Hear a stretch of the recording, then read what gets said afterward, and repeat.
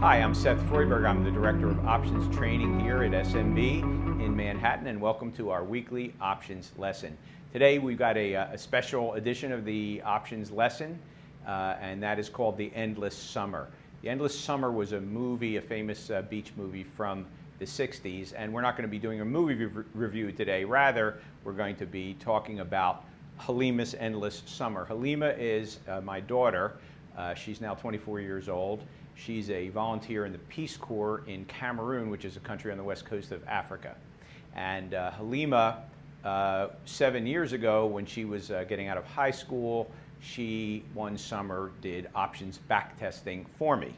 And I am a sort of a options geek. I'm an options fanatic, so I come up with strategies all the time, and I don't have any time to really backtest those strategies, and I never trade a strategy unless I've backtested it carefully. So this summer I decided my daughter needed a job and I needed someone to backtest, and so that became Halima's Endless Summer. She is not particularly interested in options trading, but it was something to give her some extra pocket change that summer. So I hired Halima that summer, and later I found out that she spent half the time texting to her friends.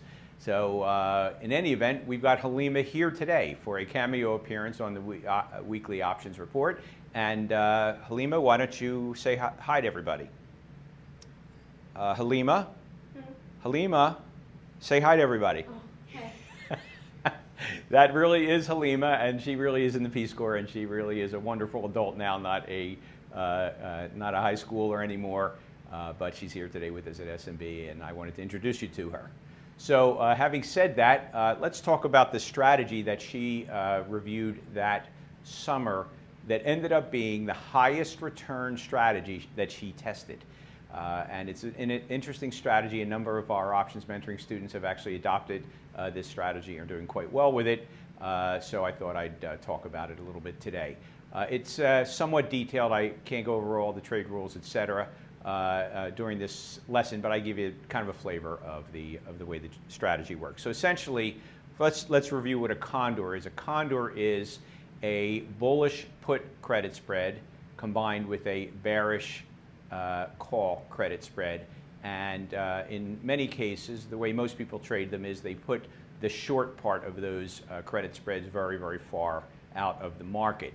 But in the case of the medium probability iron condor, we pull the shorts in a little closer to the market, but not too close, and therefore it's a kind of a happy medium where you can get a very nice return on the trade without being too close to the trouble. Generally speaking, according to statistics anyway, the market should settle between the two short strikes about 70% of the time.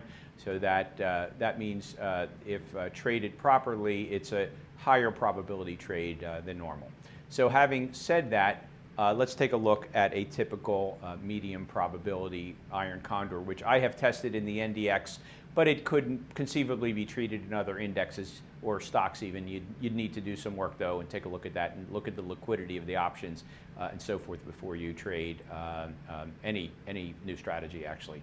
So this strategy I traded, and this is a hypothetical trade, in the NDX, and we started in April, mid-April, about 35 days before the May expiration, when the NDX was trading at 34.73. We would have put this on about 35 days before the May monthly options expire.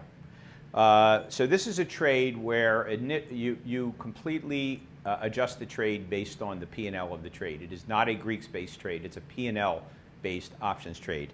And essentially, we start the trade out with 325 points between the short strikes. So that's a lot, although as you know in the NDX, it's a very high valued index, and therefore a move of 50, 75 points in a day is not that shocking.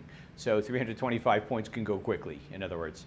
At a certain point in this trade, the trade was down almost $3,000, 29.30, several days into the trade on April 24th. And so 13 days into the trade, we were down some money, but we weren't down enough to actually trigger any adjustments. And there is a whole adjustment plan for this strategy, which we could talk about another time.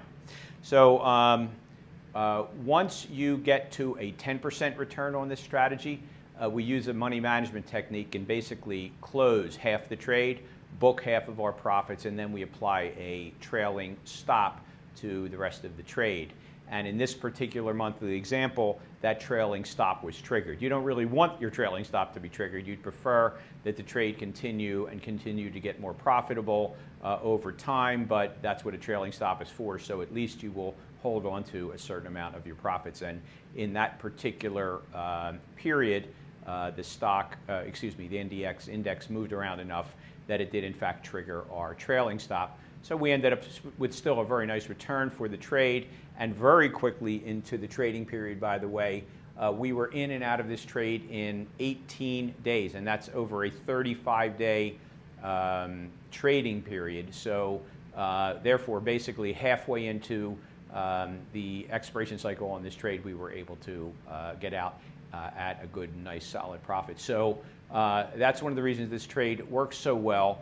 And in fact, that's part of the moral of the story. Now, the first moral of the story is take your daughter's cell phone away, or iPhone, whatever, smartphone away, if she's going to do back testing for you, because she's not going to do that back testing. She's going to be texting her friends. That's number one. Number two, sometimes simple trades are very powerful. This is a very simple trade.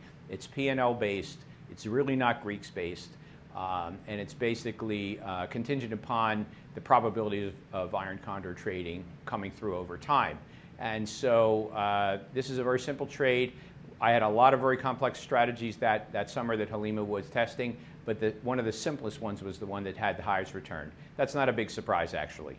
So another point to keep in mind as part of the moral of this story is that these condors, where the short strikes are closer together, they can reach their target profits very quickly, sometimes within 3 to 4 days, which is very unusual compared to most options income trades, which will hang in there for 30, 45 days before you will actually start to see meaningful profits in them. So while you're more prone to get into trouble with a lower probability iron condor, you're also more prone to hitting your target profit very quickly if the market settles down right after you put the trade on. So, and once you do hit the target, you're in the driver's seat. At that point, you take off half your profits, and then you're more or less playing with the house's money. If your trailing stop gets hit, it gets hit, but you still made a profit.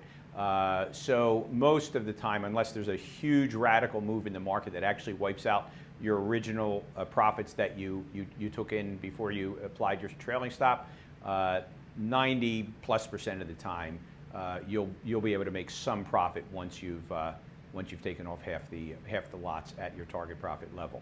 So that's our trading lesson for the week. If you'd like to reach out and ask any questions, please do so by reaching me at sfreudberg@smbcap.com, and I'd be more than happy to answer your questions.